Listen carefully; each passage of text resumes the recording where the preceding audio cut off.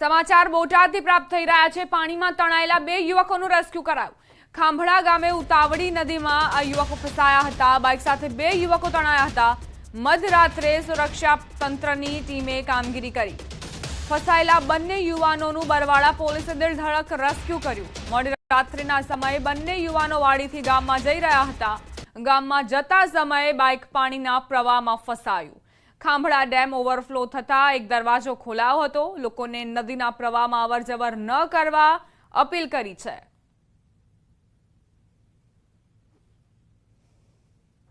મેં Barwala police PI હંસાલ સાહેબને phone કરી અને જાણ કરી અને તરત એમને ટીમ મોકલી અને તાત્કાલિક એમને બધા માનપા જઈને બસાવી લીધા છે। બેનો જીવ બસી ગયો છે કે અહીંયાથી જે પંચાયત તરફ ખાંભળાનો જે જવાનો રસ્તો છે ત્યાં બાઇક કોઈ સ્લીપ થતાં કે એવા અસાધારણ સંજોગોની અંદર બે યુવાનો જે છે એમનું બાઇક આગળ તણાઈ ગયું હતું।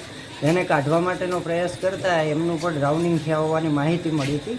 જેમાં પોલીસે અહીંયાથી ક્વિક રિસ્પોન્સ કરતાં એના એએસઆઈ શક્તિસિંહ ગોહિલ અને એમની ટીમ જે છે એના દ્વારા સામેની સાઈડથી ખૂબ સુંદર કામગીરી કરી અને એમણે એ લોકોને ડ્રાઉનિંગ થતા હતા એ દરમિયાન જે છે એ આગળ પાણીમાં જઈ અને બહાર કાઢી લીધેલા છે।